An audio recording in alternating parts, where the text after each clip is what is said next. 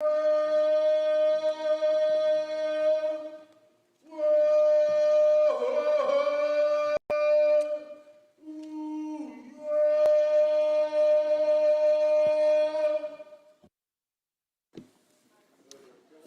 te whasisilatu ua to amteri nei tōn manga whuno au whai tū la whono.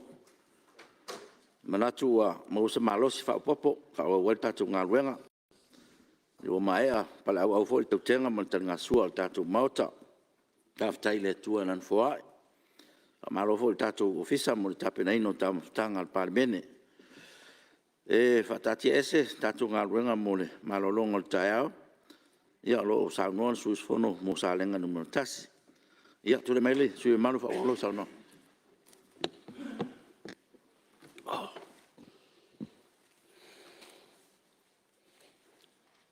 Waftei na wafionga le fonga fatalai. E foi wa. Ma e foi tali ngā sua. Malo le Palemene.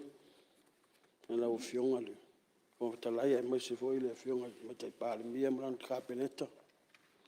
O mo foi se fasili ngā malosi wa fe au manga luenga le yaso. Ele yo o tatou malo longa. Fa solo tu lava nai la ngona foi o nei usu ngā fono. Ale tapo inga se tu malo. Tu pole tu mali o le tu a mesol tu singa tu sa lenga mo no pito fonua. Male malo le tu malo. O sa fam talanga la wafionga le fonga fatalai. Tau whaamam le maina.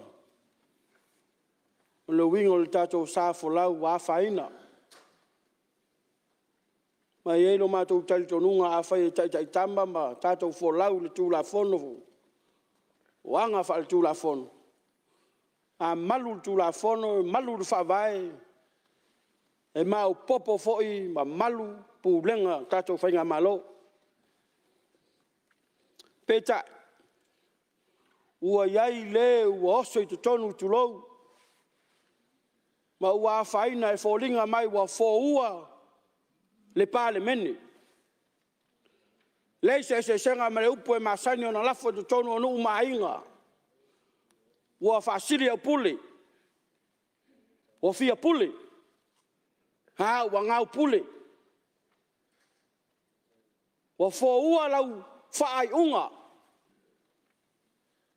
Talo fai. Lele wingo le mamalu.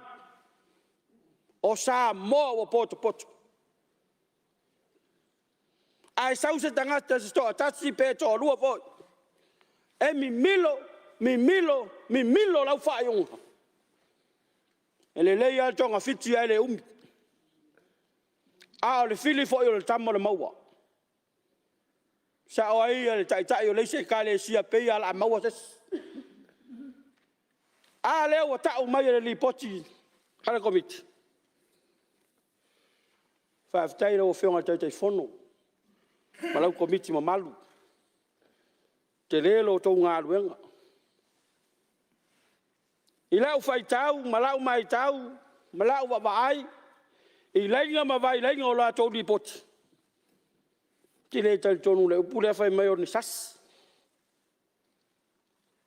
Ai se vanga na se tamai titi. E leo atoa de leiso na ma fau tu lo. E ma fai e na fa upu le mele o le sas. Ana sasi se matai tusi. Pe sasi se upu. Ai lau va ai I meli ia na au mai. Ma au va ai ie na modi mau le lipoti.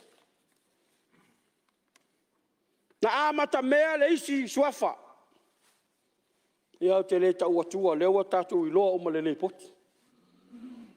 E ui ea, o se isi fo I tu. Ai amata mea mai fe sota inga, lele mai le ea I nei, lele atu yo. E no nofo I le isi fale. Ai fere lei mai rungo le ea fe sota inga. A o le mautau, ave le I ma le upu faa vae le au te va ai. Ma le upu ta atele le iai le li meri lea. Le foi e wha mao nia mai e mori mau. Ave ese mea ia. Ave ese ia. ave ese loa. Toi fa foi me tua. Oh. Se o tiofo. E ai se malo se anga fa tu la fona fe mai ave ese me. Ave ese lo, o le fa tonunga numela tasi ma le o tele le fai. Fai le fai la utusi sa yai, ma nisi sa yai. Le ta umai le lipot. No mai fono fa atas. Tala noa fa atas. Ave ele tala ave ese me ia. Ave ese lo, no no ina la ngau ave ese. Ele se sasi la le no le mele. Ele se sasi ale na tula ya tula mi stam fai mai. Taua oi, ale tau mai. Taua na o mata e te valon mele na o ya. No winga lai na o e na se mea ai tu sei se me ton. Ele se sasi la le me ya salenga. O te fa taua ina le fa tuanga so fa ya onga. Taua onga. Fio le Fonotaga. Ai mai lo fa ya onga ya te. Ai matai. Aua te matai fau. Ai matai fua. Te sai me lava sui ma e se tapu. Wale le la unga lo. E se tai me lo. Te la unga. Ya, na fio ngai e de isia nga e fa la vela vele. Sao no nga ma tango fia le. Sui mamalu. Ana pawana i vai ngai fia fa mamala mama tu atu foi se tu lalo. Ya ono lewa o lua isu yo laitua sao no de vai nga lea for your eyes only. Ai leo te mai tau atu i sao noanga. Le fo te va ai I lipoti. E ole nga ngana ia sa fa ngai de ofisa. E tal noanga I tono le ofisa. Ila ula va ai nei te wa tai se ina le mauta ma le fa fonga me le tunu. Le ai le confidentiality nga o le mata upu nei to tonu le office. Ai le o yai se nga alu fa pena pe ntau mai. Pe te va nga de o le te so to e le nga fa lo. Taftai le mau atu le nga fa. Fa ula vea. Ia tonu o le atali manino ele te fono e fa manino la le vaenga. Ia ona manino e foi le pe o tatu mauta. Ya, tau dong mai lau fianga sui malu. Anga I mai pera sau nga sui malu no foa fa mon moni.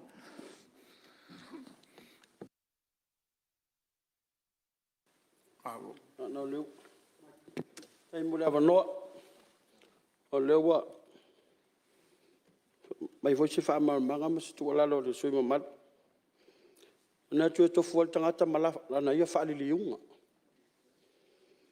Ai la o ia fai tau le vaenga lea. O fai va tu fai se ta tonu va na o e te lo ne ilo elis. E rico. O e private le mea. Le mana o ilo elis. La o le fa li unga. E private. Tau o e ma. O ne liki tua. La o le fa li unga de winga le na o tau fa ilo atu. Ale pe o le mele no tau o vatua. O le upu ta atelele ia I le mori maulea. A vese. Tae no fai atu ua ui malo u tali tonunga. Nesu ngā fono. Te le io se sasi mele. Ana so se I meli ai sau. Ai sau wai malesi fasi upu lea. Ya. Whaftai committee. Whaftai lo tau mae mae. Whaftai lo tau sai eli. I tūlanga o le whai lau tusi. Ia le fa fola mai lava le tu la fon tu maule se la sultas e au ilo manatu ana fa pe ui tu langa ia o se so le ato e a faina nei se lango le faina to a faina se ai ona o se le me o fai o le sasia o le sas ala na o ma fa fa wa tala o fa ya o ngana fai ai matai o te matai fa ai matai fua melele anga te matai fau ro pe te pule fau pe te fai pule fau tu lo o la tu langa ma o lunga e te fau te mea Ia no ata la ia le fai unga. Ngai fa pena le si tupule fe nga tuai. Fai metala le tupula na usau. Ola se mele le fai tangata le ana alue le. Alta matai. No veanga ro vetalai o le me fi fa sa. Sa faua se la au te le la vai fa tau tau wai le. Ia. Ata le. Te fai me se maro Beta ya ne wa. Se tu asula no ele su te tai pola se. Ia re yo ro ke ka wa wa im fai tau li po ki po fe me o me ingi me ka fau fau. Mire se me ka fau fau o wa wa ia ku po fai ka o li poti. A fai o le ka ngo i mele o le. Felo inga ples kenge o le. Fa me si o fa mo so fa ma le office. Ia ku langa masangi ya. Ara fa e mangingo mai kuskusinga ma me o fe karia inga. E rengi mea fau la ave lunga o le kulanga foi le lore. O le kausanga ma mea fau kuanga. E kulanga lea. Ia, maftai, o lewa, maua le whingalo. Ia, ngā foi ngai lau whionga suba maru, ia, te tonua, ia. Whala tala taifo le tato taupu matulanga o le tato lipoti. Maftai, ia te rovo e. Toi 2 minuto sui. So se tala e whaamatala e tauna e kout ma se me whaamaungi ai pe whaamalosi le mau. Ia whai wā whaine le vaenga. Ia ele hai ele o le anganga le nā o le tau mawhai e whau se tala. E mai tono le poti. Ia whaafutai mo le au whionga le whaamawhitai. Ia o le isi vaenga e o te anga ia tui ai o le swinga o le whawai. Ma le swinga o le tūra whono whamsinonga whanoma swafa. E ei fo i reisi whasi upu lea na tusi ai ia le loia sili. E ave ese. Whai mai le upu lea se i vanga nā le whaatangana a le prostene. E o whai tau atu le whawai. O tūra whono whamsinonga whanoma swafa. Ma le vaenga tonu le anga i elfa upu lea.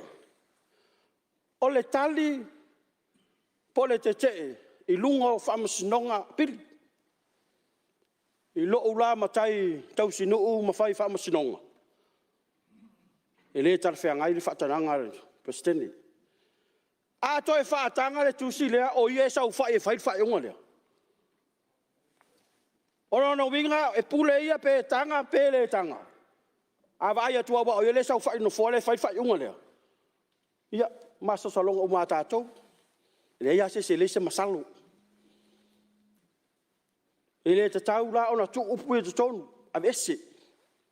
Se vanga na le pule po le whaatananga a le prostene. Langa le prostene le fai unga runga. A to e pule ia pe talia pe le talia. Ele tala fia ngai. E fe ai na ia fai unga fai upu. Ele fe alo fani ai. La o feonga fonga fitalai. Ele vai nga e selau malefa. Pui ai tau le nga al fa vai. Le ala ye le vai nga le selau malefa pui e. E fe suia. Pa wa le o fai upu po le vai nga al fa vai. Wa mafu o mai ne veves I lo u le tali tonga awa o I tonua le wa fai ai fo nga fa le tasi lua tolu fo nga fa le ia o fai up fa popo le o I fo na lai ona yele swinga te le ale tato tunu der swinga fai fa tope ia matou tu malo sava o walu lei fail matou foi nai tantano ngala tu matai no pe vi fa sa fa mole pe tai fai atu na yoe mala le lei fa mama manga mele ia sei to ai mo mai le matou tu malo o sai mer sui Whaftai. sei to se apora se me fi sa ro mer sui o le pata su pai lunga Whaftai lo fionga le fonga fitalai. Ia ua whafonga fo le mota I saunanga matango fia le. Sui malu. Ai ona o lea tala no mai le whaavai. I o le tau mai le vaenga se lau ma le wha. Le ta uat fonga fo le tasi lua tolu. Ia si fo yo le tasi o fa i fa vai. Ia o mea ia tau le si o manga male. Tūlanga fo i le leo. Le ia fa pu fa ma tinonga o i mata fanga mai le lo fia. I le taisua. E lo manino la ia te au po fe vai nga fa vai le anga ia ile. Le fina ngalo le tau noanga le. So sui fa mon mole. Ia. Ia nga le lua fo i vai nga o le tasi o fa. Fa tai lava. Aftai, ia ona tau foi mo fa maunga al Palemene, ia le foi fa manino mai pe na titilo le tule le fa vai por sa ole sa nanga ala fionga su malu. Aftai lava mo le ava no. Le o le te tara no atu le swing o le tula fono. Ona me tau le foi o tula fono tu ile sa ia o le sa tasi o tolu. Le vai na tonu ale o matafanga. Ai sa o lo stau te unga, o le a suia, i le tasi o tolu, i le tasi o wha. Me i le lunga o les, ai me i mai lalo les. E a tasi o wha le wen me whau popo. A lewa me i lunga le tasi o tolu, i le vaenga lea. Me lo whenga sui mamadu. I si sila le pia whai sau tu swa pia. Ea, sui ngā fau lea. E se ai. O le tasi o tolu le sa iai me mon mulisi sila iai. Pa mon mori. Ia, sei. Ia. Ora ma ora finga. Ia ona o le tusi lea o lea au mai le. Ele ia foi. Ele office o le fono mo sui fai pule uma. Le la o te fai tau o le fa vai le la moana. Ai a fai la o ese ko kopi fou la ititi na. Ia o te le lola po le ame o fa ese ai tau kopi. A le ma te no nofo ma kopi ia ora. Fa vai fa mo le mole. Ya fa aftai o le tau tau fo lo tau no twa pele le tau tu ton a fa le metu ai na o le mele tau tu ton le tau no twa le tau lo te mele lipot a si le lipot tasi o fa pui e vai tau silfia O langa le sa so son mele fa lo tusi. Ia pe o tu langa na e pe o la sa no mai le su malu le tu lunga se i fa si no fo no mo so fa tasi o fa. O sa ole. ya Bio nai swinga na mo si fie la fionga su malu mai pat. Ia ai ia fa mai sa no wa. fa aftai Mo lo temi. Lo fionga le fontalai. Ia. Ti lo me lo fionga minsta. E va quale fa afteitele le sui mamat o salenga. Pere lo ai mo le sui matala. O mamau i luma langa sai li ringa o ka kokula fongo le ku ko. Pa malora va lo fionga sui mamat ko ai ka mai ke. Ia, fa o mai sa no le fo mai lo temi fa. Mai lo sa no. aftai te mo lava no le yo le ala le o le fa ali to se la ngono le sunga fono sa le nga dumel tas fa aftai sa le nga lua yo ta ua lava uso ia la nga tamo tu la fono o le tu la fono le o ma fu ai na ve veti le to ta re su ia inga le o tele ai me ta sui e la ta fa ta wa tu mo mai ta la le su su ang pe ono su valu e fai upole o le swing o le fa vai o yo tu la fono fam sidong fo soaf ya valu vai nga tu la fono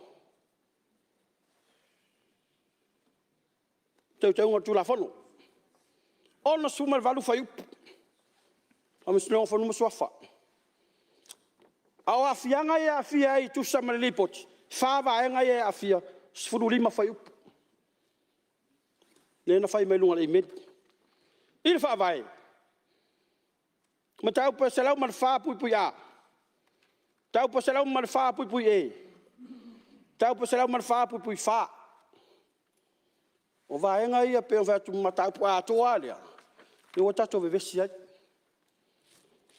ya ia ni umina wa fa malua tu lo fionga fon futai na no lava a va tu se langona ona wa tupu le tato vevesi ma fa pele tu nu ma telefoi tala le tu nu te alo fa tu fo ile lai tu la fionga tu la epa sa tu la mai le foi telefono na sao molona nga yo to wa fionga foi sa tu mai le foi minista na vai tau malo nga lu o po moni ai le fa to si la fio to se ma to sas Le sa tau no nofo to tonu o le fale tele. Ai le matou mai tau mai tu. I tau fa so matou langona. Lau fionga le Ya le fo fonga la ba tu se langona fa aftai. Fa aftai ta pena.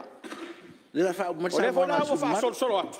Lau fionga. Il tu langa le. o sai me lava E la le nga fa su sa pe. le nga se tu le mai ni se me fa Ole sauanga le saulo tu la foi il sui. Ole te fau mai mot. Ale fio mai Palemene fio mai la uli fio mai olo I mo wen sai. O ele ke fai kio o laiku. Awe ko fai kio o ko ku. Se fo le lawa. ya bari se ya fa mo mai le sa no nga wa Lau fionga fonga talai. After mo lava no lo fionga. Fa sa fa mo. Leo mangia le angiangi mai sui le. le su sa le nga se Fa longo tua man to. Yo ko lau mai a me ia mai lipo. Alfi sidi. Ola la sia fianga, la suinga, la sia fianga o kula mai. Ya ra ko la ko lau mai, uma me ya le foi mai lipo ki bangi ngor. Kai fo. dai le manino ya te tonu ala o fionga su malo le ma mai le nga ya le fo wa fa mai sa no nga ya fa mai me lo sa no Ya, after o tau mai ya. Ai sa tuala. Ya, mau pel to vai. E o winga lava upu fa pe. Ke le tali afu le upu fai mai e fo. Ile ai, e fo e tasi laso. Ile ngoto le la. Ale wa to tau sanga o sau fa. Lau fiong. Ia fa malu lua tu langa e se upu o le fo. Langa ki Na la nga fa fo ma tu malo. ya O lo e ko fai kio le Palemene e ko fai kio ya la uli. O e ba fenga fai. O e mala me ke nga me mo. le wa ma watu Lau fiong. ya se sa no me lo fo Le me fi fasa na lo. Fi famana to tua I sui o salengo lo sauno. O le mere o walu ese o kula fongo I. Le ala wata mai. Ia, ngai ma vai nga tu ua fo ia mai le. No fo inga ma le tu la fo. ya le wa After sa no fa mai lo sa no nga wa mai lo temi After lo mal fo masala talai. After fo mai tai Palemene. Toi fa mana to le vai. Na ta se le vai nga le aso fa ma vai ai. No tangi fo ia uia. E pe ia tu le fatu tu lo. Ia fa malu wat fo Palemene la fa fonga anga. Ia ve fo le nau pe ia mo talonga na kapi fo le ana no fo e pue o mo runga pue. Ia o te fa aftai fo il. Le yaso la wo fonga talai. Ia on fai watu le se fo atu a salenga. Wa pole ale telo nei tala ma nei la watu la mai. Wa foi fai tionga. Pero fai atu ale se fo e ule ma. Ai la fai tau le lipoti mal fau tuanga al komiti. Toi fa sol muli. Ia tu sa mal toi tu ese. Ia tu sa mal tu se va tu spa yo fata otolo no so fata atia. Io lo no winga. O le fo salen. Fa pa fala lo tua. Pa tatia le me toi fa si me fo. O mana tu ai lo la ia le ma va nga ta mai to lua. To la forma Fonotaga mai sa ta fe ai na ia. Tu ta va. La fai va peta ma va. Seu meletas. Per fo. O le fa. O le a tosi le lai ngai. A tango ya umea so lo le fo. Ai o tango fo ya umea. So lo le fo cha. O te lango ai le fai unga komiti.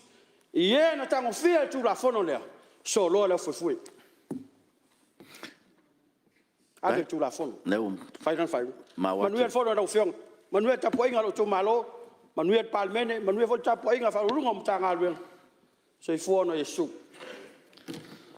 ya malo le sa no ya o le ava no a tau ma le no fa au lo tu pe tu fionga sui malu ya wa fo fa fo mai ai tu malo mo lo tu sao ya na fa tu nga no fo ya wa mana ya le la unga le ya le sui malu ya ai tu fa tu foi le wo uma tatu la unga fa tau po ale ano monia ka is fulu lima mingu ki vatu e aro lofa fo le mo tatu taimi e aro lofa fo lo to no nau mai le yo to manatu ia manatu o tatu taimi o mai a tatu la unga fa ta ko sa tatu o tatu tu malo ale no tatu di poti na ia tatu o le fo e tatu tu dia tu tatu nga wenga o se fa tuanga na o le tulanga le langa le maua tu no fo le sa nanga le pista le fo ia e au fo na va tu sa tuanga no fo o upuia e le toe tau na toe tau o tonu mauta nei.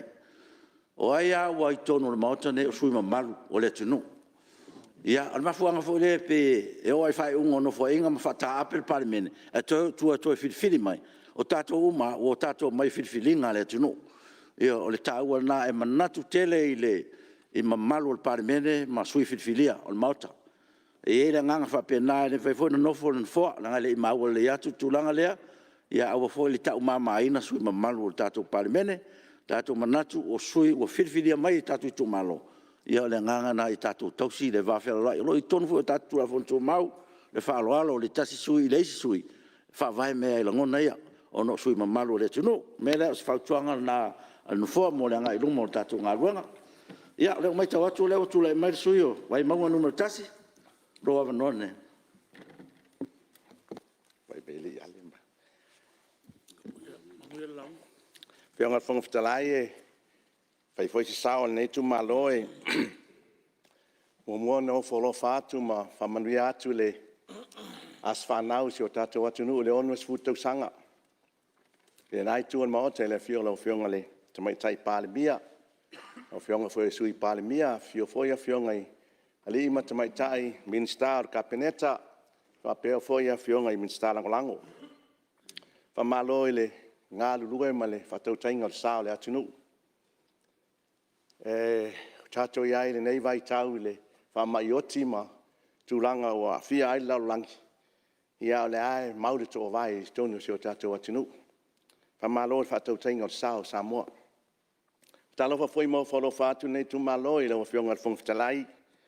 O ala whatau tainga o le pona uso le atunu. Ia malo le on sai. Malo foi lava papali. Pena foi fa talo fatu le fiona foi sui fong fitalai ia le mau ni tai au ma nei foi fon tanga ia o toe fa foi sia malo siole le tino ia anga lele tua pa talo foi nei tu malo le fiona sui tai mas foi sui malu le nei tu ma Palemene o Samoa ia o tato le malo lo tapo ia o tato fai vai lo filima si o tato atunu ile fese sao lo fiona fong fitalai e mo i fa talo foi le fio la fionga la malo el malo mal masiofo poi la fionga sui el fono so tofia mal masiofo fionga foi el famsino sile mal faltua e mas foi el prevesteno famsinonga mal faltua ia fio foi ali ima te mai tai famsinonga e lua ia mas foi tap ia au fainga renga pa ia le atua lo no manu le atua wase manu o Samoa le o mal tai au le nei lo vai ai sulo le tino le nei mota i le o ato atoa pea le mamalo le nei mota e ala soi fua lau le lei ia vi ia le tua ia tapua inga Samoa tapua i maia si fai statu sao mas foi se o tu malo ia vai monga numero mua ia tapua i mai pena foi nei tamama tina matutua mas foi le ngato Samoa nei o tunu mamau ia tapua i maia si fai statu sao le nei mataup a langa le mota le nei tai au male amataina mai ua ona na tau e ta ua loa o tatou fasino manga e ala ile fanua ma ele ma suafa ele ia se ele fiano fanofo o te moli ele nganga faftai la fionga te fono sui te fono ma sui ma malu sa io ina ma tofia ele mota le nei o la tau te ilo ina ma li poti mai le Palemene le nei le ungo le nei ma tau e moli ele nganga faftai te me tofia ita se community ta te me wa mana ia ta ita fai so te sao e ele te me ta tau te tu uai no fole nei ai a fio mai ali ma te mali o tato i tu malo va ai se mea na e fai a lo i taimi o iai tono le Palemene o Samoa moli le ngang faftai ale mai tau le au te lenga o le nei tu la fono ina o wo o mai foi te tono o mata matai ile matautia o mea na fai o tato tua a le na fa amana tuina na fi leon o sful tau sanga O le mea matautia le nei fono whaavai sa ia. O lo whianga o au ia. O te sau o ia I tonu I nei suafo o tamaa. Whao a sau mai vai lele ma unu malau teo na o tamaa ia. Se o matou nungu fo le tongo le whionga atu le au pupu, lau lii o le niu. O lo whianga le o mai te tonu mo matamata ai. I le fono whaavai. Sa iai. I le fawina o le nei tu la fono. Tu la fono le o whanua maso. Ai mese le fono whaavai. O la mai tau e le whaingo fie. A si il mōta le nei pe ona uta ua e le whaingo fie. Al tai au le nei ma le mai tau le nei sui. I le au te lenga le o te tala noai. I la ngona e whanoa noa i le. I manatu whai ua komiti. Whaso le mbuli. Whaso le mbuli. Ia, e lua mea tu lou le maota le nei. E lua e whaso le mbuli. O le langanga le sui le nei, lau whionga whangwhitalai. O le tūla whono le nei pasia. Sa pasia lua vai tōru. O nei a, sa awhia I tonu whaavai. E le mawhai e lai se komiti tulou, po se vaenga on tangata tulou, stoa 5 tono, o na suia le malusi anga, mafuisa. O te mali anga, malipai anga, na o le palemene le nei. Whaso le muli, whaalea ngā ina, ia se tūla whono. E le o se malusi o komiti. Ai ale mai tau ale, sui se whono le nei. Patau tia, alu waso, sau waso. Le fue tala no ale, maota le nei, nei atu e whafoi mai le mamalu. Ai ala le mea le ufai. Te lepe, i le tūla whono. Na o le palemene o i le malusi. O le pōlenga na lau whionga whangwhitalai. Mai tau foi mal te toa, I le nei tai au. Ina ua o tā pena mai o te sau. Tau fisili I lo utamaa. So soani mai pole ase me la unga I lo watali. Ai whaali mai ele atua I lo natali. I le Filipi le mua anon whai upo furu tasia. Mai ia tu mau o tau I fua o le ami o tonu. Mai a Yesu ke riso. Nei avi ia ele atua ma whaane ene eina I oia. O le ami o tonu lea. O le pōlenga sui le nei o vai maunga e alu waso sau waso. Lo ruina la whaingo fie a I ni komiti al palemene nei ona talepe whaso le muli ni tū la whono e pasia I tonu le mota le nei. O pōlenga nā le nei sui. Ai mai tau a lau whionga whangwhitalai. Mese malo longa sui se I tuatura no le whaula vea. Ia. Ia se sa mai lau whionga. Mese nganga e wharewe le sao noa ngā sui mamalu. Anga tasi le sui o komiti. Tā ua tele lo na whina ngalo whaari al tai au nei. Ai ei se sisus fono e whata ua lo manatu lana sao noa ngal tai au nei. O sui leo pai monga mumua. Nā no fia wha malmalama al sao noa ngal leo ua upea le mota. A pea o le whai unga al komiti. E te lepel tu la fono. Me ana leo te tula e atu wha manino. O le ato anga o le whina ngalo le tomiti. O le whautuanga I le mota fono. Li poti lea. O le mena tau ana manino. E le iai se whai unga mai le mawhai fo e se komiti. O na lato whai se whai unga I le. Tu la fono nei. Mena I nei manino. Nei mai tau mai Samoa ma ave se. Wa ngā I te fono mar komiti. E ta lepe tu la fono. Al sa no anga la vai mal fa mamala manga li poti mal meu tu ina mai. Ele la wa mel mota. O le fautuanga al komiti ia toi ilo. Ma fai le fai unga le mota. Tu lo fo sa no mai le do vai tolu sa. Tato do vai tolu tato ia uma il tae le al tae na matua ave lunga ave le lo.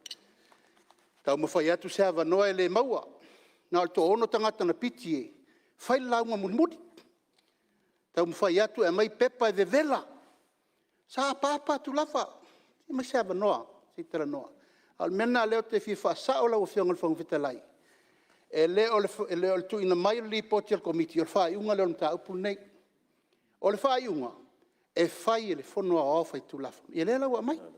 Ia fa manino. Ina nei tua ia te fono. Wo mai le te fono malana komiti mata lepel tu la fono. Ia so so ni atu na mal falalo. Ya, te lo ho le wa manino le fa ula vea le whionga minsta, lau whionga sui malu. Ia, ono le familia tfoi le whionga minsta o le ele o la vea ia le sui nei il komiti le temi nei, al komiti taruai. Ia o te tonu foi o le te sauno tonu a i langona na taimi. Ia e afu no sosoni atu no foa. Ia ona o le suinga le fa pe o le suinga o fa vai. E fa malu lu sui ma malu le o suia le fa vai. Ia o le suinga o le fautuanga le na vatu komiti tonu. Al suinga o fa vai. Na moni sa rang. Mele ia se le vo sa no menino minsta o le wala fo mal Palemene. Sila to e Palemene. Malanga fa rang. O le sui o vai monga le si so. Ai tumu mala malama I tula fon tu mau. Dala foi ne le na uta ua. Langa fautuanga le amai e komiti e faso le muli. Le la tala noa la uli. Po la utalenga fatafa manongi. O le tala noa le poti le. O le faso le muli. Faftai le fauila vea. Ai o le tulanga ile mai tau I au lape po le tai ala na fata atia ni moota le nei. E muli tai ai le komiti. Ai mai tau a lo sui. Ua ese tai ala sa tu ina atu iai. O le tai ala. O sa ili po le ale. E le toe a fie o tolu la fono uman pasi el Palemene. Ale temine pasi el tu la fono fa sawe luma. O ale kopi sao pe o kopi a mai fa. O kopi na le e fa tali ele o ia I tu malo. Po le atonu le mea o mai le na sai nei le o malo. Ai pe tai ane. Wale o lea. Ai wa mai fa se le muli. O le toi mai fa le o ngai na dispose. O tautia. Pe le ala na o fionga le fonga fitalai ma le nai tu e ngatia tele nei sui. Na o le malu sianga sa o le fionga. Na o le malu sianga. Au fo tuanga ia mai. Ile mai tau fo le nei tu malo. Na a mia e komiti ie sai ai lo ye sili o le prevesteno famasinonga o le sai ai tono le komiti le officer lo ye sili o le to iai e mes foi le fionga le lo ye sili lo ye nei ini fautuanga il komiti ai pete yane le olea ele olea o le faalongo le komiti tulou I fautuanga I la tauia a ua fai ia le puletasi fai ia le finangalo ai le komiti I le mea lai au tasi ai ai o le langona le sui sa o iai le tu la fono o I la tau nei mai se le sa ave malo ia sili mai la tau ma le law reform sa fautua ina foi komiti ma mai le tu alalo I mea fa tu la fono pe ane o fai atu pe o mai le taimine nei mai le taimine tu to tasi ir tatu atu nu o mai le taimine po over male luas fulmon tupu teu unga fa vai teu unga ai lo te pe no tala no mala le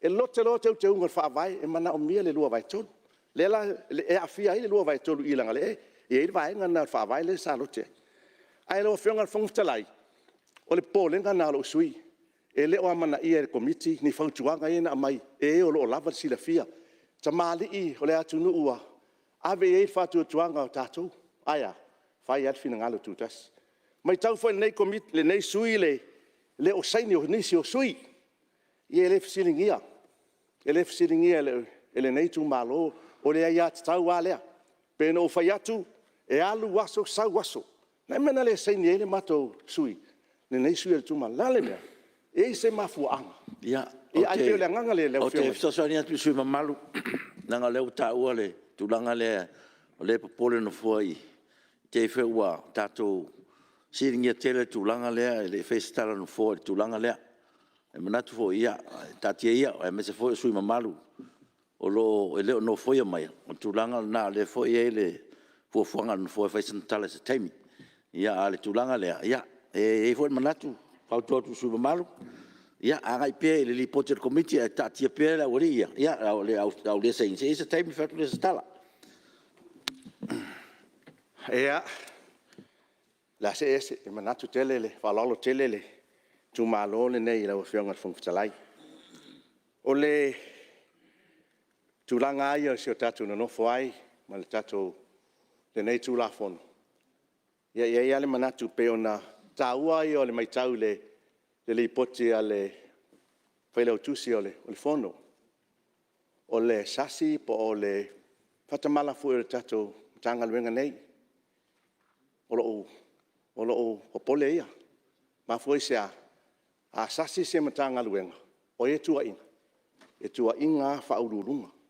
tua inga minsta CEO ia o ai lunga le ye tai ia ai o le popolenga na lo sui o le manino ale le tua lalo foi ma mai foi le fa maulonga ma le lipoti ale official fono o le lape e la le manatu o le nei sui o ye tua ia ile o fainga luenga ale malo official fono e tua mai nei ia tatou o veo tai ale polenga la o fionga fong fitalai tangi ile u fatu le ua liki tua le tatou li potia wa ave atu ai ma sui ele o mfai ona fai loa mai ile maota le nei pe tali mai ile maota le nei o polenga na le sui ona o tatou fa monga e pe lo winga la tala lo malu puipuia ai lo tamali anga nei tangata ile o mfai ona tali mai popole tele le sui nei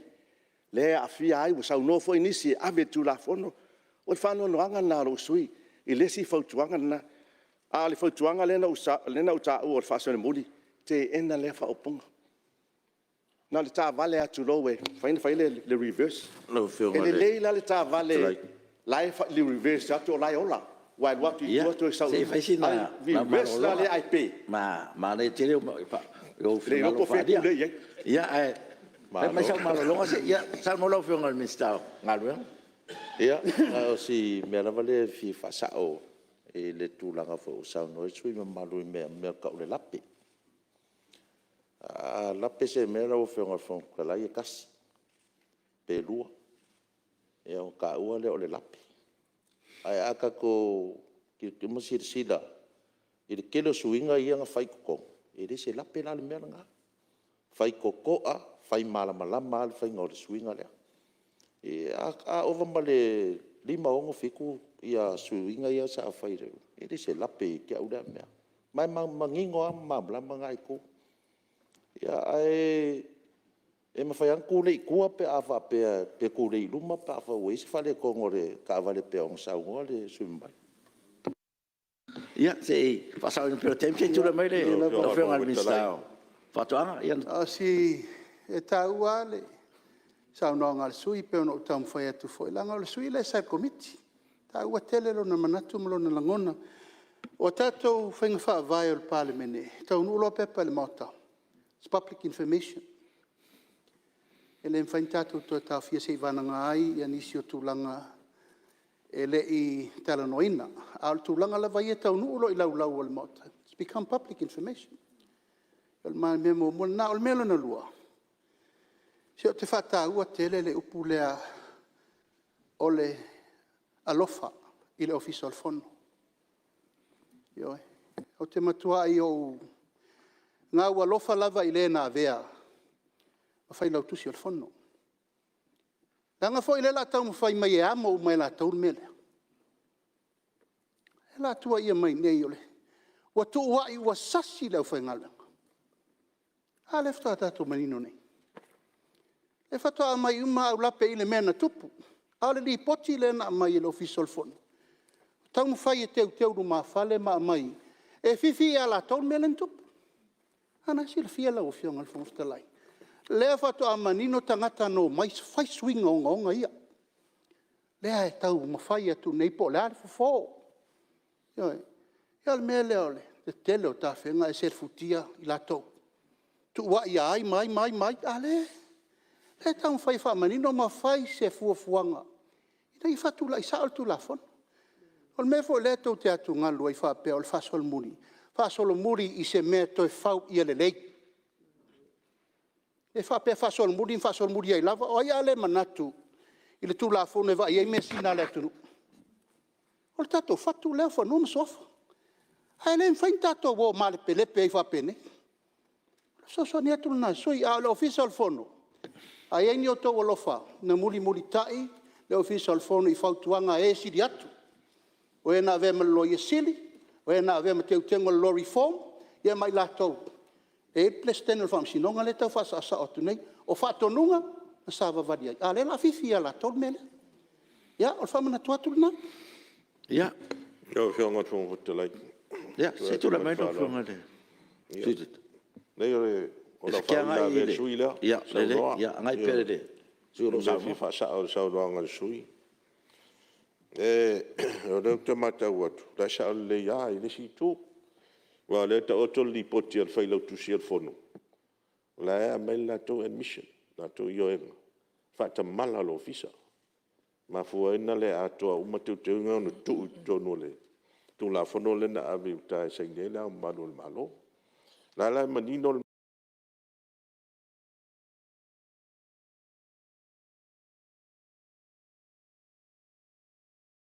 e nei fola ni me fo fa pentau tu ton. Lei wa wale a toa ia mea na pasian mo te nei teu. Wale a toa na tu tono tu la fona ave se ni ra o malo. E la wala va ai mal mele pe na mai foi wale foi ia tu siale lo ye silima. E lei se me o ta u so tu la fono nai me in tupu mai. E le ala pe mata watu. E lei se me fa so tu la fono ia. Pa wa me mo fa ta mala ua le tu ua do tonu. I do tonu o tasi masina le fa mai tu la fon tu mau tas ton. Ya le fa tu ai de manatu. Pe na wa. Ya fa ta tia sa tu la fon tu mau pasia. Ko avi ko. A ko fa sa wa Ya ta le tu ma ma watu le nga ngole. Ya le fa fa mai su mat. Ya fa o ma lo sa no. Na whenga whangatalai e, le nganga le sa tau a watu le pōlenga i, le li poti leo sa no fwoi minsta whatoanga. Ona o leo whafola manino e teitai whono i le li poti lea, whaatala no anga lea na whaatino ai i o tatu ofisa. O le pōlenga le nā. I whaatala no anga i au mai ema malu le atunu uma a ngai atu o loo pu e ina ma teua i le malu pui ai o tatu ofisa. Ai sa o le lei oi a mai nele se wa mai lo fa la wiloa ai o le nganga le watu ele nei tu malo o le wa mai manino ai le fionga te fono committee le la tu wa falta tal no anga o termina watu ai o le alo no fina ngalo sa no ai e malu pui te tono le tatu office o le ala na la fionga le foi si la fia wa sai sa fai foi fontalai o le ala na ona ele ma fai ona tali mai la to nei.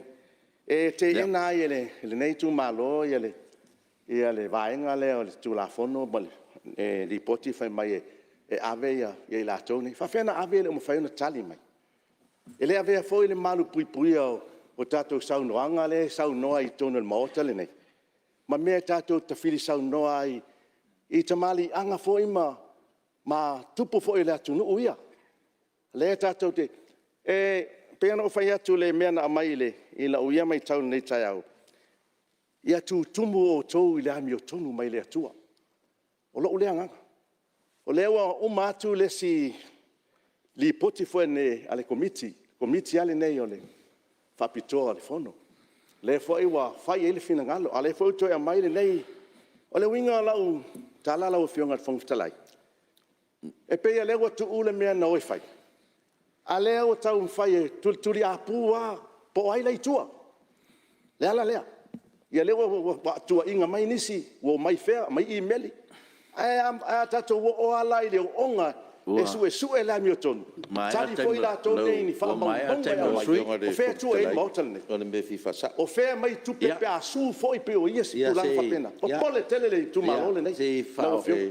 E se tu le no fionga fontalai o atu ngalu le fina ngalo le sui i le awai o nisi o lo tua ia ta upu le tali tono Palemene. Ale na ua manino tu a le ripotia le komiti. E tu ina atu le mata upu fautuanga le au mai. E tu ina atu le mata upu i le ofiso leo man whaamsinonga. O ngai mau e kai me kadi e o lo o ye tulanga lea. Ia, man whalualo. Ia te loa manino le tulanga lau fionga suba malu. Ia o tu mo ia o me sidi foi leo tatia mai lo finangalo. Ia o lo ia foi le sila to al pai o Palemene. Ia ma le tulanga o iai. Ia e fa mai sa nanga o mai lo te. Hava telele tu malo le nei le fionga le no fo ai mese le nai tu. Ia ai e pe ia o ia mai tau le na. Fa malulu atu ai pe a pa o papa. Pe no fa ia tu o le ana fa ta tia ele mota le nei ia ta ia lai. Ia nga i komiti. Ai pe ta ia le o le tali mai o le ale kopi fa o nga o le ale kopi len sai ne le malo. Au mai. Wa advance dele. Ai advance message sei. Advance tu atu mele o ile fa tu nuina atu le mota le nei. Ona lea, tulia le mea lea po ai le itua. Tulia. Le ngangala la ufionga nei tai au, le omatu. Omatu matu sao. Ia whawhetai. Fa malulu atu. Pe no fai atu le launga le vai maunga. Launga sao le mata upu le wai le tai au nei.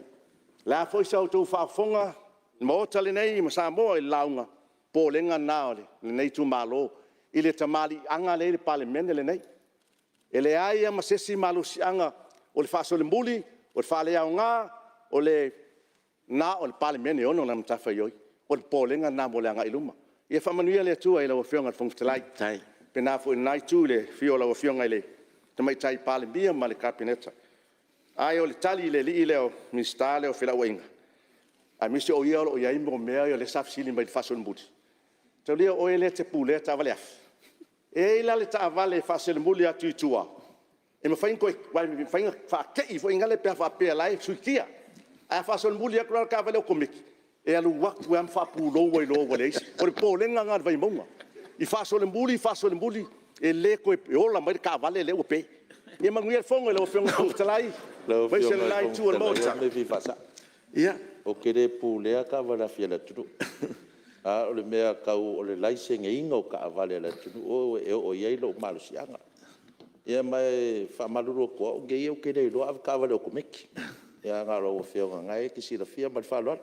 Whaftai, ia malo, whaftai sau noa le.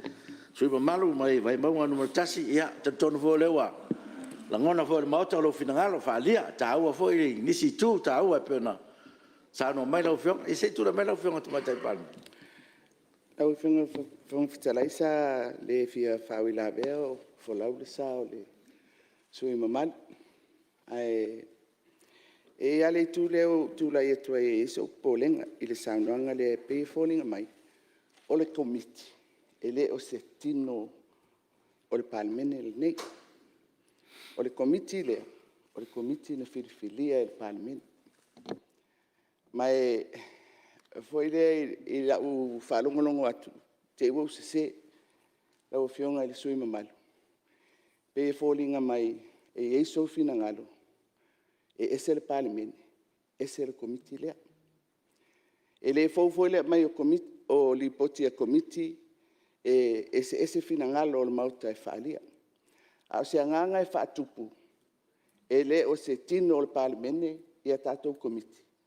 Lau e fionga le whangtukalai. E lo u tūlanga whaataitai o le mauta. O te le talia ngō fie, lea tuai ngā mau. Pe le talia li poti, o le fina ngalo na o le sui. Au ni sau noanga e tāwa vai. Ia se tu tino o tā ua o le mauta. E pei o tātou komiti. Le ai, pe le leili poti, pe le anga li poti, o komiti al Palemene.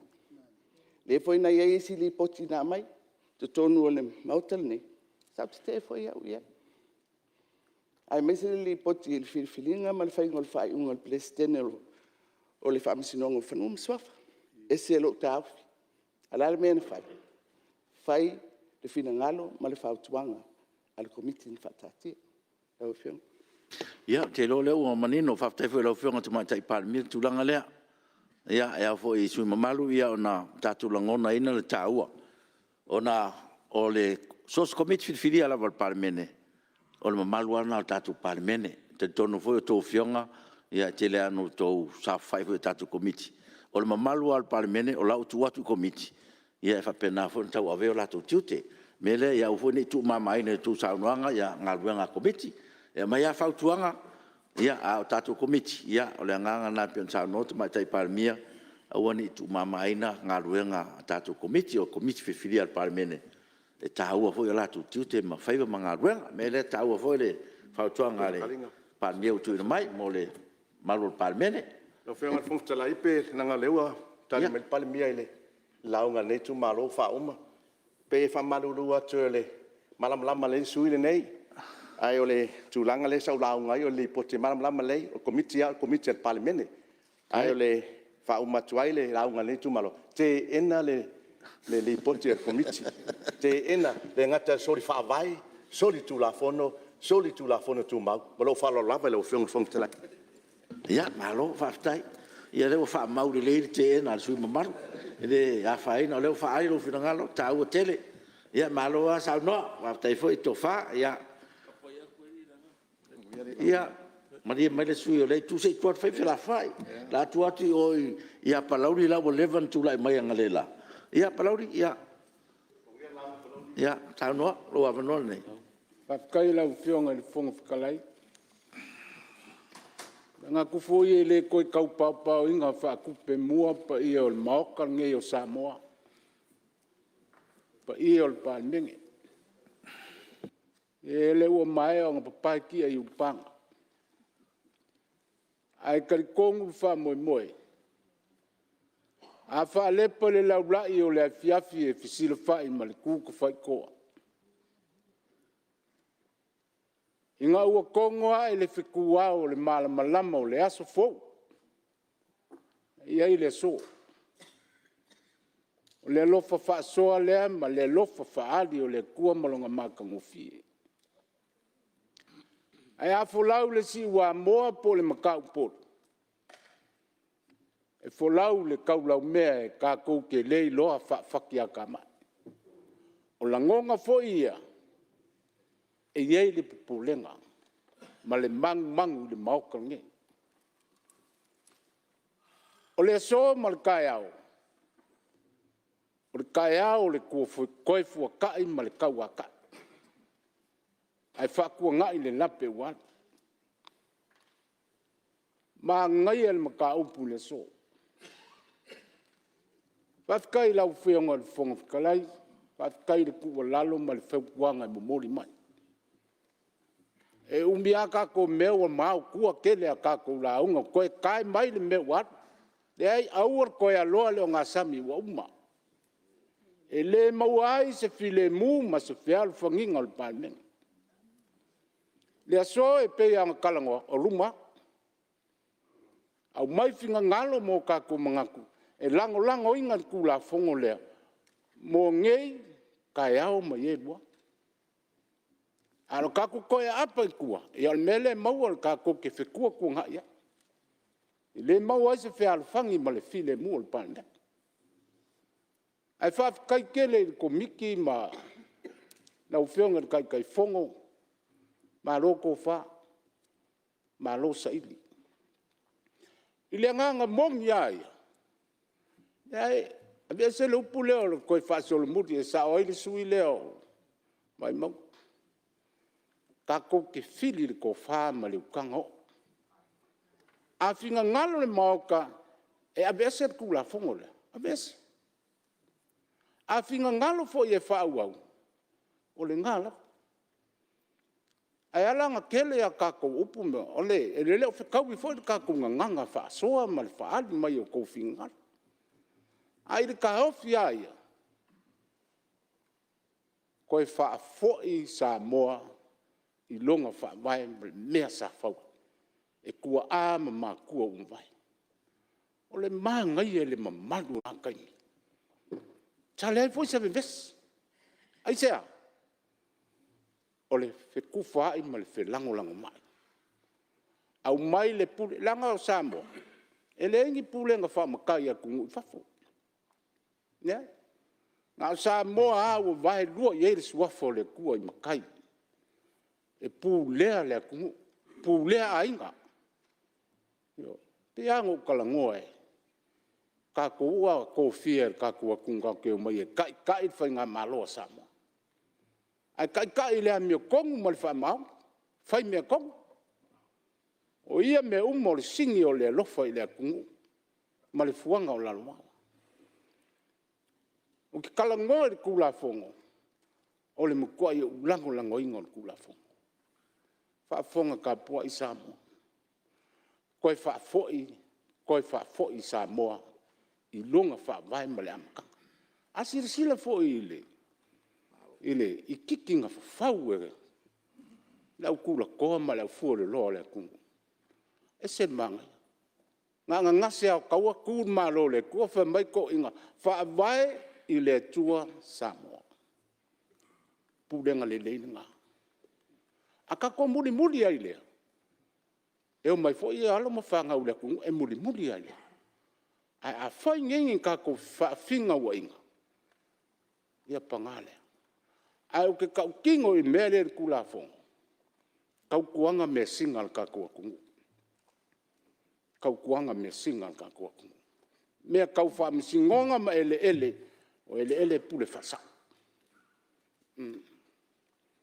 Ai ia wal mela le kupunge ni mela le mai le ia kakau. Lea ka ko wha fonga e. Wa kau le ainga. Ma kau le ainga. Mo ki ngā le kau le lea. Kama malikenge. Mo wha aliali mai le ia kakau. Mo sopa uku. Mo fia li alia.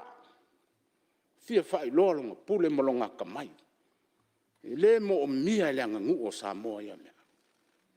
Pe vai le makai sao le ainga. Ave ia le wha aloalo ma le wha mua. Se I vanga ngā. Mo so sopo. Mo pule ma le lea mia kongu. Ma le wha sau sili le ainga. Nga maua leo le avango. So lau pule. Pe kula fongo. Ave mangingo iai mea. Ave leo se ao inga le sao lea pe awha ye. Mo pule wha sau sili. Mele o ke kau kingo aku mono wha loalo I maoko Samoa. O ke mkua lango inga le kula fongo. Ka ku koi fo I kua. Ai leo le wha solmuri. Ka ku koi fo I kua. Koi au mai leanga ngu malu lea Samoa. Tau lea. Kau kalasa o ampa lauli ia I le kula fongo. Inga ia lango inga le kula fongo. Pa malu luaku le wha fonga ngai kua maoka. Lava ngā mea au kau kusiri. O mai ka ku ngā runga whakasi. Langalangor ka ko kula fongo. Mo kau fongo ka umar ka ko fongo. Au wa kuai ngo le fela fua I fua. Ma koe sopo I kua wha mkalanga. A le me mo mia. Langolangor ka ko kula fongo. Anga le mai le kua. Fisoa soang mai. Wha kongu folau ma wha kongu mai manga kule lei. Wha wai le sao sama. Ioi. E pe o le mele o le ku e anganga ia. E au male a koa pufangoka. A le se ia le lafio e lalo e folau fuoro ka kou sae mama. Alo ka kou kufa akasi ma le felango lang mai. O manguia le faibo Samoa. Manguia fa fonga anga Samoa. Fa kai la wo fionga. Fonga la wo fionga fonga kalai. Ma lo long sa. Ma lo foi lo kede. Ia fa kai la fionga Palemene ma ka kou. Palemene alo fonga foi le kuar ko fa kai fonga. Alu iai. Au e ke finga wai. Ngau le mesa. Mungia fong. Alo, matai. Ya, matai mo le sauranga le. Ya, se tu lai malau fiong al mistao. Nau o fiong al Business malam nu ya. Pe umala mo le tau ole sa ole la unga se ito fsila pe le. Ole lango lipoti.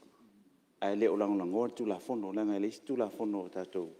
Kan no ina le te ele le ya tu fa mam na pe le fiong ele. Ia palaudi ia lon fingal ina ia fasa o ia tato ia faftai afso son me pele ngangal min stala o fingal su malu palaudi o le tulafono po lipoti le te langolangoin kai foi ina minska koi fa manga kumbai ia fa penga ia kai mi foi le engalo a o le lipoki el melengo le sas ole li poki o ke makua I lango. Pa maluru aku lau fionga le fonga kalai. Poi le wha fonga le Palemene. Ole li poki. Na lo, whaftai. Ia lewa maua lau fionga le mista. Whaftai minska. Ia le whasaonga le saunoanga le. Tui mamalu mai palauri ia po le mista lango fo tama o businessi malam nuia. Ia malo sauno palauri. Whaftai o lewa maua lo finangalo. Tau o fot whautuanga pe antui no mai. Ia wala langa I rumo tatu talanoanga le Palemene. Tai foi le fasoa fatoina ya malo apalaudi ya faftai mo fasoa ya ole termine lo fiong su mal mo sa fatan mo tasi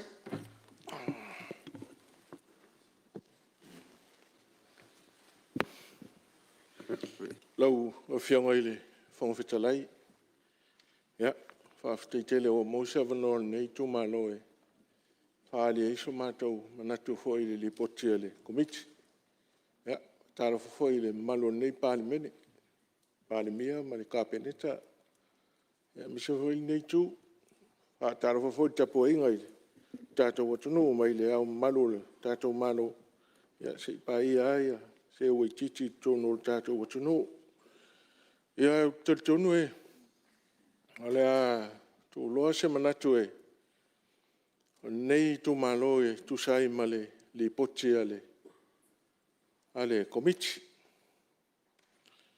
Lau whionga le whangwhitalai au mai tau atu li poti le aua tatia nei lau al Palemene. Ia, ona whaali leo so mātou manatu. O le tau manatu li poti ma whaitau atoa li poti nei.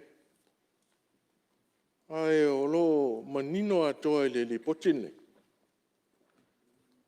E leo iai se me se al Palemene.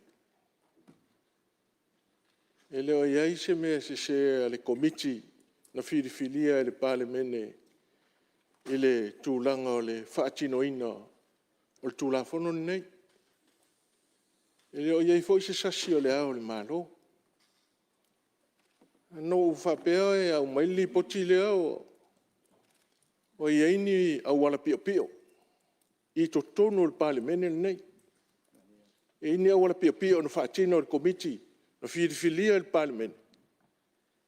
Au watu la fono nei. Lea foi no whapea foi. Au mai foi se li poti ale komiti nei. E isa me pio pio le Palemene nei.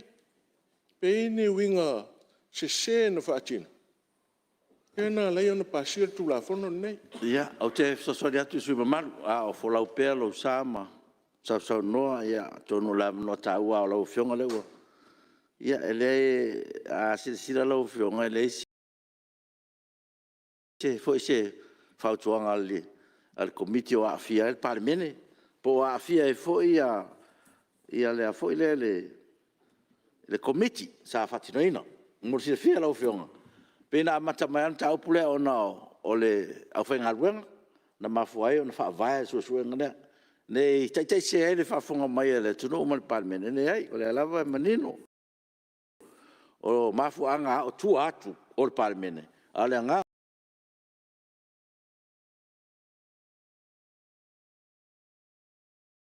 O le komiti, se toa sira langa ese le mea na, sira e le Palemene malo tō komiti, ese mea tulai.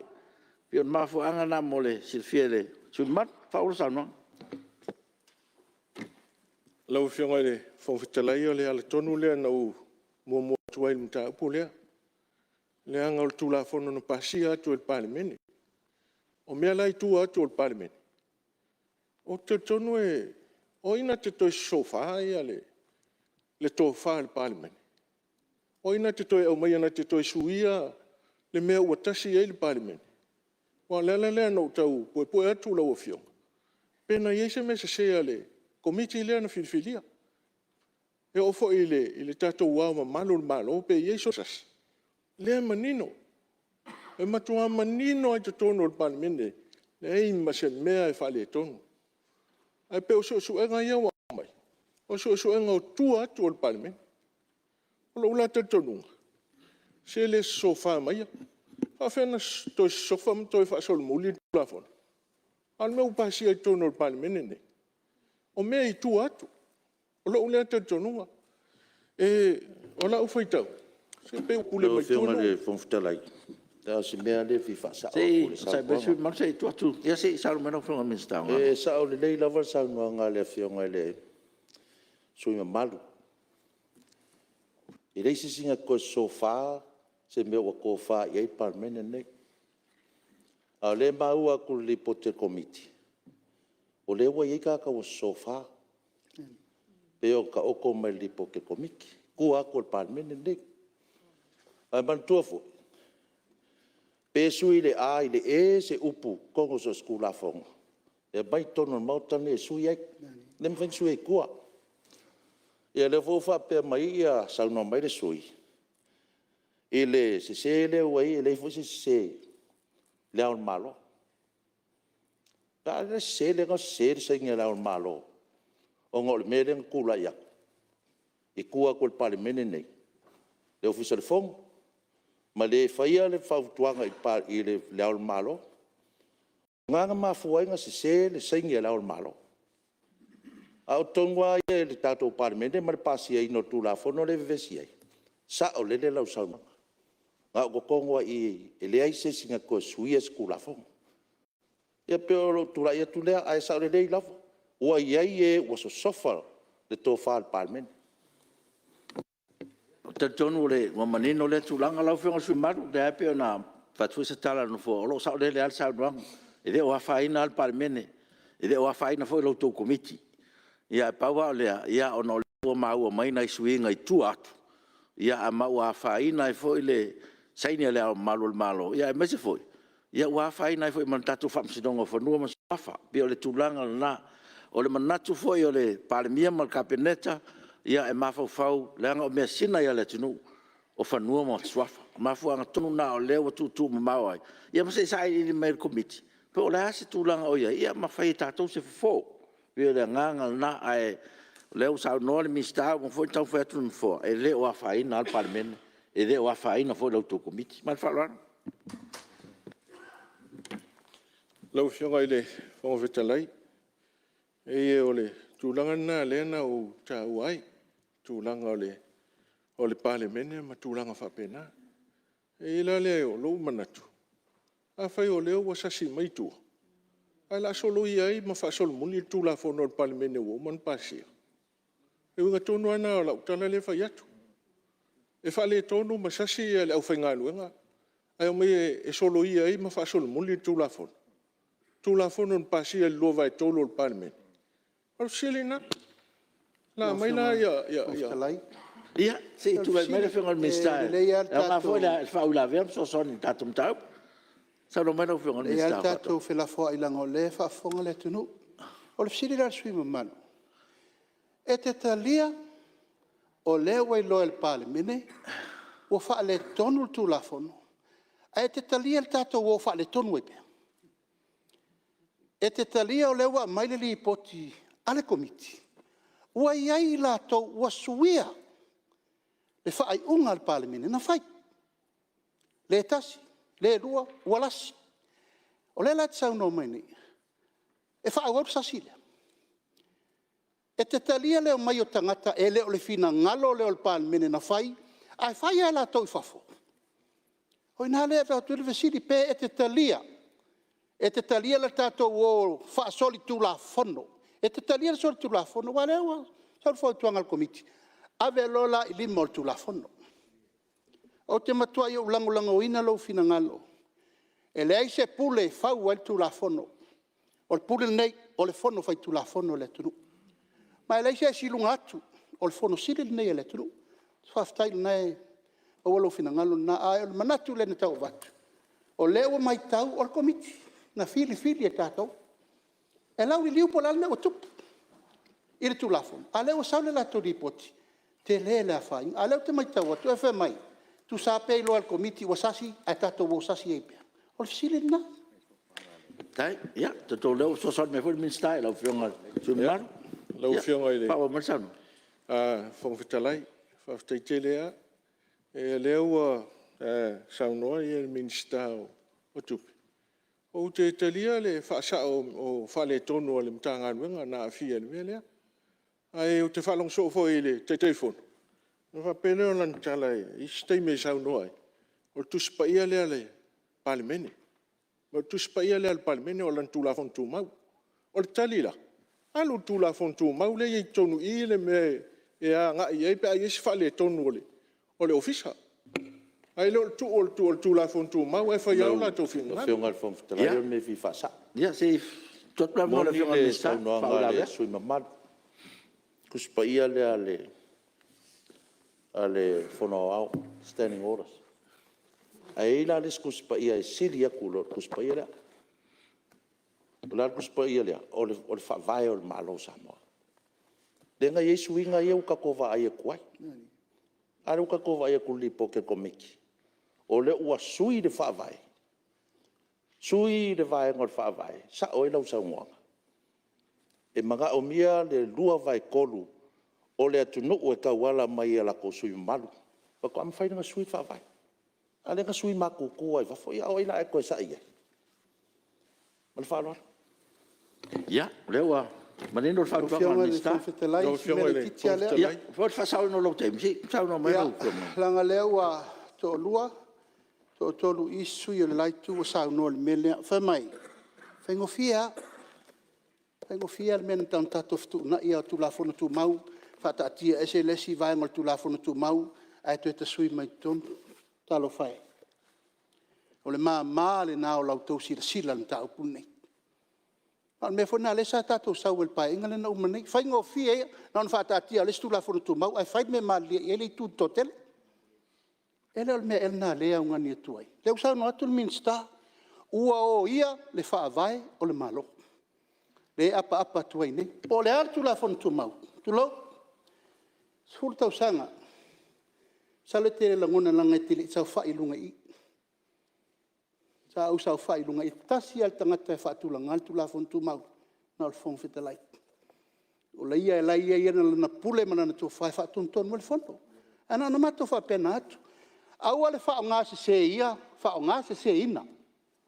Tuna fon tu mau fa tu langa i mea tau puni ai mea vale ton. O tu alalo na fa nga sao tato tu la fon tu mau fa ton fo lau ai ma fa sao. Tu la fon. O tato loa o fa le ton. Ia, salo lau fionga sui malu wala ma to foi nei fa tuang tu natu. Lau fionga i fong fitala. Ia, le na laina tu fa mai lau fionga tu sia. Multa ia tato sui manual Palemene. Ana mo fa longo tu le saunangan minsta. Ya o tato te multa i tu la fon tu mau. No ingo don finanga. Tia ia tu la fon non mot. Ai fai lo finanga. Ia. Lau fa ia fong fitala. Ia fa le Palemene. On me fi fa sa. Ia se tu lai mai. O le tu la fon tu mau nei. E fai me fa longo fa vai. Tu la fon fa vai. Anga mangingoa. Se lau su tolu o le tu la fon tu mau. O le fau mai le ongos fulu o le whawai. Asisi le ie le mawhainga masepu e se le tu la fon tu mau. I le whaatonunga tu la fon whawai. Ma le whaalora. Ia, te roa le suba malu. Leo tato malama. E leo ngā fon tato fina wa ia mea lunga le. O le tu la fon tu mau leo manino. Ia ai... E tau hot fau tua mai le minsta tu langa leo le. Sala e maua le atu sau noa ngā le minsta o ngā ruenga. O le suia le wha vai i suinga ia na whai tu atu. O le Palemene. Pio mafuanga na le tau tiro e ma mai fau tuanga le komiti. Le si tatu wawa i tutoa ia tu langa. Ia ma le. Te tula mai le. Lau whionga le futara ia. Te anga i sui o safata. E ke anga i sui o safa. Ioi, tanga i le sui lea. Ia. Langa leo lote le. Tu la fono lea. Ia toi lote toi mai whawai. Ale ngalo le minsta la whira wainga. E le si tu silunga te whawai tu silea. Pawane le whai pule o le sa wama mai le tu silea nei ngalo foi nale le tu silea le sui malu le la whionga le minsta. Malo whalalo lo whionga le whongtalai. Ia o le tusi ana ia o le tusi mo tato umai lunga kua o isi kusi uma. Ia e maria o le o tala noal vaenga le whawai o le malo Samoa. Ia ma le tula fontu mau te tato ngā ruang. Te tula Lo whionga le whongtalai. Pe musa van. O ia se tu pira mo te telefono fa sa no te. E le se anga ia te o te telefono mal komiti ne fau la vel sau no anga matango fiale fionga le sui fai pule. E paua le ala na le mai tau watu. Pe ua fa tolu no sau no le sui fai pule. Ma fa pe mai ia te au mal komiti.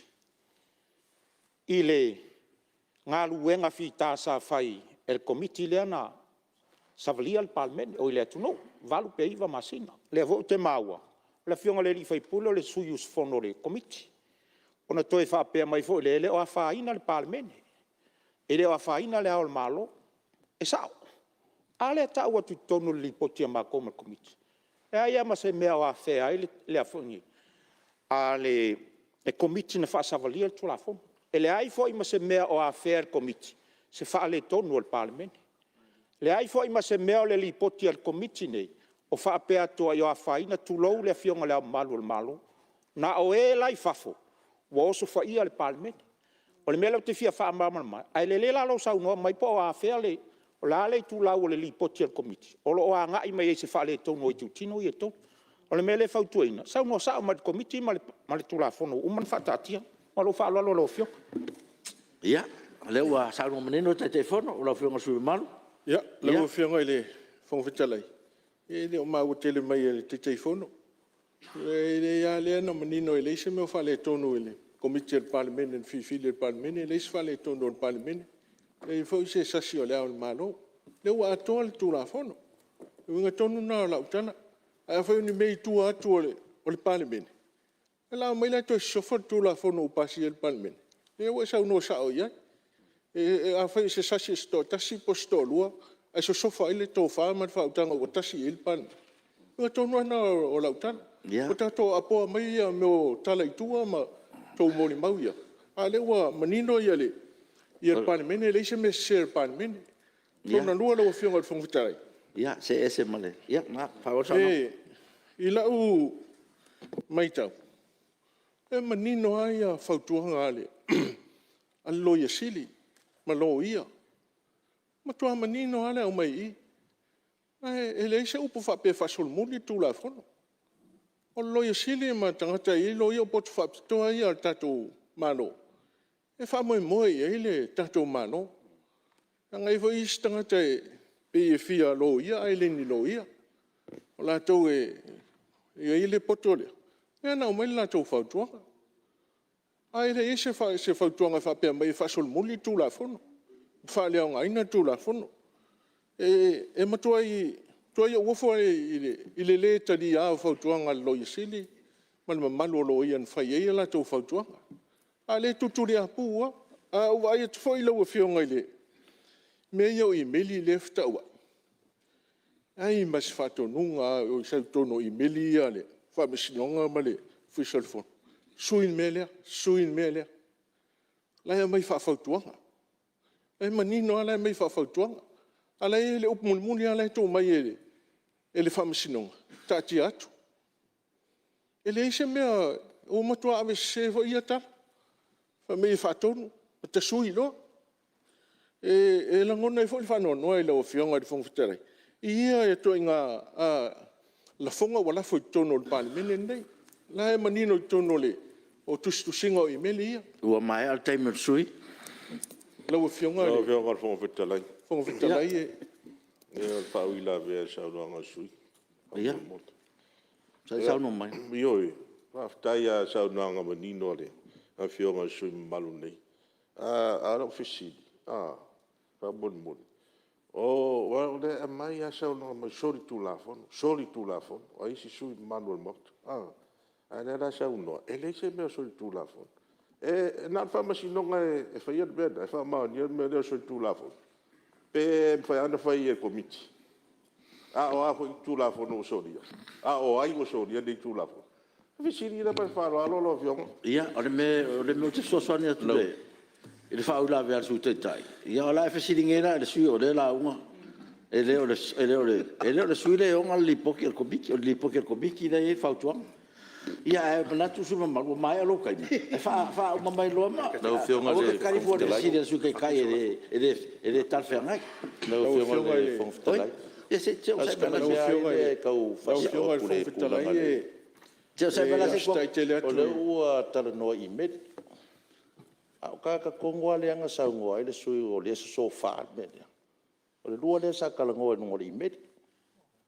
A o kere ka ua kua. A o ke popole kulanga le vo ofisili sui kai por so kula fongo le ai. Ka ko whakari i le whaukuanga le anga amai. Ma susu enga le aku inga kule ofisio leo ma whamasino. Nga ko mau ki ngoai la ia. O le mea ia ka ko kilo ka ko sui mamalu le Palemene. Le ngai sa ngoai. O ai se nga ke so sofa ko fa le Palemene ngai. Wa nga sori ku la fongo le Palemene. Nau fionga le Fonotaga. E ora ofisili le nga iso sa fata pe ara kari mai o le minister la ofisili. Era ai kura me falo. O akto le ai la fa ngai mi uke ko e fa popo se 10 minuto le lafu. Ma tau sa. ia le siso whaua inga le lafo Talo inga lo fionga le. O talai. Fa ko fa ia e manatu fo no fo ia e dai ko lava ho ma ko se ska ko sui e ka ko kaimi le toe e manatu ia la ngole fa tu fa unga no fo ma le fo ile la fo ma le fa tu mai e fa pe fo lang lang ina ia no le wa tu fa unga le fo talai no fo Mo le lo fionga pe. le la fa mai le sa no ngal sui mamal Mo lo fionga te wanga ia tumo nuere umola na sau noanga simele fia mamla. Ia koe umir kai me sa nga su ma lo fa ma ku kai ma li ma su sa lenga fa mai lo sa no Lau fionga le whangwhitalai e almana tu e awa e ustai te lea tu i lau fionga le whangwhitalai. A o mai tau atu i launga lai tu na launga whatau pouto i launga tu la e le li potile. E o na langona leo whano no nei tu malo. E o e whamutaina lo te taimi. Ia au te ustai ia. Ala tau whao matu ia le. Te lea nei manatu e ilanga sau iei tono komiti lea. No manatu fo e foi se tau whaftu tu na i o mauta. E tau whaali atu aina manatu whatu la fono. Ala lava tu la fono nei. O leo te mai tau e i sau noanga nen whapea mai oi. Toi whafo i sa mo e whawai. Si sila fo i lau fionga i le whawai o le. A whi se lau unsfu, lau fio. Lei upua, atan te ua na whaia tatu whawai. A ini Palemene e ma whain toi te tatu whawai. Mo le ngai atu i luma i le whain te temi nei. O le mamalu la le sa ili nei e tatou. Le ua lai au na mai leanga nuu i tutonu le whawai. Le ua mai eile whakerusiano i tono o tatou whawai. A tu la fono foni nei. Levan tau whaaleanga i tangata. Whai i whato sina tangata i lunga o pālota, alu mana i pālota nei. Len whai mai ea. Whai mai. O le tu la fono nei. O le amatoa whatau ina i whanua. Whaaleanga nu. Len sau noa Palemene taluai. Ai ai se lo ia e ata mai. Ua manatu Ona su mai ma. le tolu e sau le mai la whai to e mai la no la tatu mauta no le la o isi tulang. Mai te tonu foi le su ma malu ia o le foi na batuale tu alalo no fo no tatu temi va tapulaina. Si mai foi o le lava nga lu el foi lo tusi mal official nei. Le foi tatu temi va tapulaina. Mai le foi na au e se no fo i nga ruanga al mauta. Mele le wa batule talan fo fa mai ma lo sa no mai alo temi. O le la mai sim tau fo ia. Fa mai ma lo temi sa no nga lo fo so. After tele lau fionga whangtalai. E ano whai atu tele ia. Manatu whatu la fono o leo tapena ia in men nei. Ia, lo tu mano ma Samoa. Ia, na ue whawhongwhonga mai. Tūlanga wa o iei foi al nei lipoti. Ia, se lipoti e se ale mea o la e tati ai le lipoti ale Palemene. E se mea lo iei a finangalo tātou lo ia ma lo ia sili. Ia, wa e se maua ma tūla fono. Ia, manuia al fono.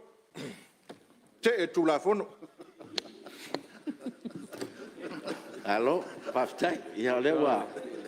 Lewa mau lewa na tau na sa no mai te tu la fono lo fa o mi fu. Ia me sili lewa mau. Ia, lo avano, lo lava tatu temi mo stasio. Ia lewa mai te watu lewa fo mai de sa. Ia o su malu mai vai maunga numero 12. Ia ona po tapunu.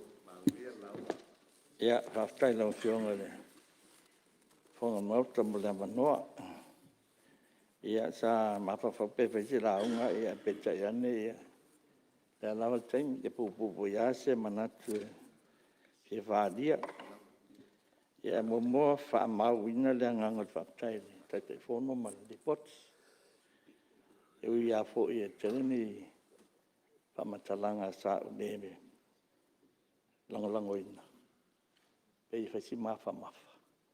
Ia peta i e pule lava de te fono ia lana e tau noanga. Ia tau lama leo tui malu i e whare lon whiningal. Ma tau ina fo i lau whionga le whong whitalai. Tau so nol telefon nai tū. Le matu ia nei mi tua inga wa mai. Me se whape o sol tū la fono. Ia tūlanga mo whapena. Ia la au te pesidi apo a umala. So wale o maiangi. Whamtalanga lipoti. A meo. O ai whai pura leang so lia lea kūrāpana. O ai na tō ina ia tō inga tono le teu. Ia nei mea nai tau popore po ise manatu e whai. Mlango ina le lipoti. A mei se rā ia whautuanga lea tuina mailo whio. Whautuanga mō mua lea. Pia whitiringi a pele tai whono. Ia wawe whamatu ese. E pasol muli mai i tua, immediately dispose. Tu la fono nei e lua. Wa afie ona o suinga. O fatino pasol tu la fono. e se tangata, o ni tangata, ai o tali tonu ina komiti, e le o le atuanga leo nei tu la fono, sa pasiele. Palemene o mafua e o mafua, o na mauane lo minga, ese fa. O le sila, lo fio al fuftarai. O te lo manino po i ese senga e fata o le puti. Ai pitai. O nei, e se o vai vai. Le vesa sa no ni si suyo le, lai tu. E tau na mai tu e, mabai le leima tu e. Teu, o le teu nga la le pita no iai. Pai lo tatu nunga i mei o tu la fono, tu mau. Ai eni li poti wha le tonu. Tu mai le tu e whatal te noa. Mai mani whautuanga tu e teu. E nawe le tu e teu mai le komiti. Tu e pina mai tono Palemene. Wa sa o ia whamtalanga i whape. Sa le te tau o na suia. O ai lava ia a fia. Te po mai le si whautuanga. E abe leo ma abe whamsinoa. Ia o te tadia po ia whautuanga wa tau sue. O la tonu lava le a fianga o sotu la fono e wa langa mata upu nei al Palemene le sona faifua ina se ale pasi ele. A me se komiti le na mai whautuanga. Ia pe o nei pesili na fia mo se mamang. E maresi lawa fionga fitarai. Na stu alalo. Ona o leo a whaanga solo le tana tupe. Ai loru manatu. O mata upu le tauna bet whatawa mauta. Lo mai fo ia whata launga mato. Pai lo tusa le matu komiti. Amata funtanga. Pai la lo turai atu ina i whate atu lau launga. A tāpena le matu komiti langa e se fulfa aso le atu ina mai. Ave la matu whatawa le matu komiti na ia. Umal fatal no ingo tanga ruanga se le la lo paketi. Ia matala fiunga teme matali poti no fiunga man Palemene. Lau talsanga la. Ona lumu wa mai teng. Apa fa muka lo la unga laiku. A mai la ngo ya mako se ba ku mako. Wa mai ka kongo dang uma laiku le. Ku la fongo ya pe se me foi le fa ka wo ngai le. E kako kala le kupe. Ia wa ala fonga kalsanga kulanga kongo komike tupe. Ia mai per fa mo ka kongo arenga dia. Ia a polaso fingalo fa wa per ka e ke le fa kongo foi lo fionga se ko ala. Ia on sai mai al koku. Fa ma ko wianga. Pa se lo ko. Ia sua la lo fionga de fa ia mo lo fa lo la. Tai, malo a whaftai foi, i lau whionga sui mamaru. Sui matua fo le mauta, ma le whautuanga o tuina mai ia, o le nā tonua o lo sisila iele, no fua ma le malu fo le malo, ka peneta. Ia ini tuna inga whapena, ia e whaftai o lewa mau lo whinangalo. Ia e lea me siria lewa, e sauno tonua le tūlanga le whamumua tatu tala tupe. E whaftai mo lo whinangalo whaalia, le fua wha maure le te fono, ia nisi tūlanga pio na e mai foi sa noanga ma la si vai ngale foi e fa foto e fai lo pen fo no le sa no la fionga is wa foi la to lo afia to no tatu la fonto ma ele fai na fai roina ia swa foi la to e to no foi o so suanga committee ai tu la foi ele tau pu ave official le ma lo isiri ia o lo ia foi na le na tia o swa foi la to ai se fatino pea se susuenga pea fa pe ese me fa pena ia ma o susuenga foi la to le ma lo isili ia ma onga fa tu la fono ia no fa mali ina uma fa to ai lo le wa fia se tas me le ia tatu fa mo pe ile so ni mai le tu nga luenga foi lo isili la to ma le fiso le ia i tu langa fa pena a le winga la tu la fono tu mau e le ma fa no fa lo ina se swa fo se tas o lo tal ina i tono tatu Palemene. Ia taruai ia ua mai tau atu le ua. Tu lata fo tatu te malo lo. Ti la melo fionga mai tai Palemene. Whaftai lawa i lau fionga i le whangwhitalai.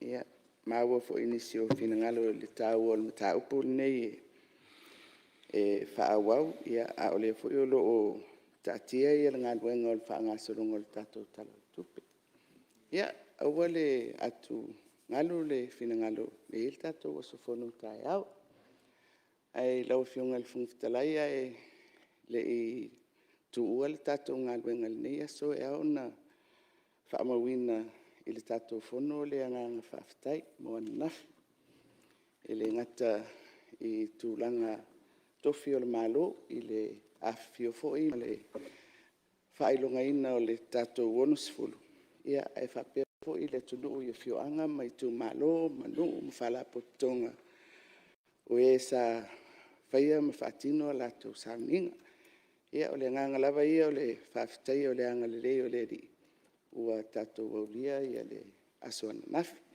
faamālō faafetai lauafioga sui mamalu o le mauta o ē na mafai ona auai mai e faamamalu le tatou faamoemoe ia talosia ia le faigā malaga o le tatou tausaga lenei o le a faagasolo e faailoga ai pea ia le tatou 60 tausaga ia manuia tele le tatou fono faafetai Nalo, faafetai, malo malele lau fionga te matai palemia. Ia, le fo faafonga ma. Toa le pa il mauta, me se fo faafonga mai. Le tunu, ia, le faatau fo le sona na fia, faafetai fo i lau fionga ma le komiti, mo tape nanga uma. Ia, ton wale o mau mai fo i malo le tunu, ia tape nanga uma. O tatu fa me mo le sona na fi. Ia, o le urua isau noa fo le tatu waso nei le fionga e pestar sui mai fasalang numero 5. Ia na mai folan faafetai tere lau fionga ma le komiti. Ia wa tape nanga uma o tatou tutotasi la son nafi. Ia o lea na manuia ai me uma. Le mele ia alo faafetai mo le saunoanga. Ia e mori atu faafetai on foa nei aso ma tatou Fonotaga ma alo lava le on sai. Faafetai fo isui mamalu sa sau noa. E ona o leo o tatou o teimi tolpo tatou ngā ruenga nei aso. Ia o le amau awa noa mo nisi sui, pia sao noa pe auri atu manuia le taeao a taeao. Malore usfono tatou mauta, maftai fo i le Fonotapua isi o tatou tunuu, lo fongia le tua ngā ruenga o whatari mai o nei aso. Ia, ai tatou tere i tolpo, ia o te tausangatu le sui fono whasalang numero 5, ia, se e whai uman tatou Fonotaga se talo. Ia, se o tātou te talo. E tua i o vai o ero mea tua tua. Le nei wai umal manuia le Fonotaga a lau Palemene. O manuia fo le Fonotaga ma le nei isu na fo. Ona o lau file mou ma lau whatasi mai. Whawhetai manatu whaali tono le nei maota. Au wā se sa ilia o mea totino o mea ina ia manuia hai le alu alu ilu mo le nei Palemene iana tu la fono pe le whaatalo no ina le nei o le aso. Maru talo ia te oilo mātou tamā. Se ie whamunuia la ua fio. Whamunuia le tāpua inga si o mātou atuno. Whamunuia la ua fio i le fionga le whongwhitalai.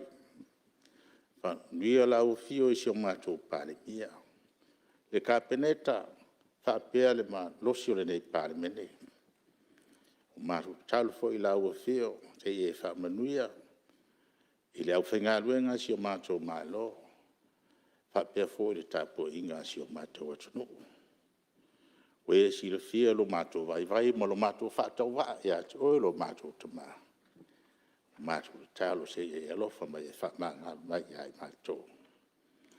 Stei mo le nei aso la mātou tua le nei maota, ia whaatasi mai lau fio il mātou whainga malanga i o mātou ai ngā lo whaatali mai.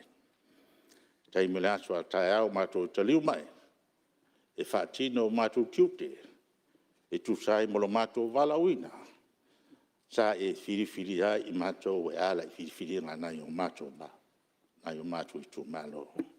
O le mātou te talo lea latu ia te oero mātou li mo lo mātou whaora.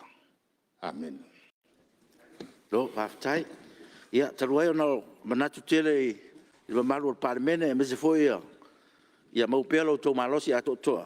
Ia o leo tā pena le tātou tāmafutanga. o le lunch. Ia, tātou tāre sua whatasi ai, tātou talanoa, whasoa tātou ngā luenga nei aso. O te whasisi lātu, o tolpo nei tau manga whono au, whaitula whono, se au ria le tula iwa tolsfuru, tae au a tae au.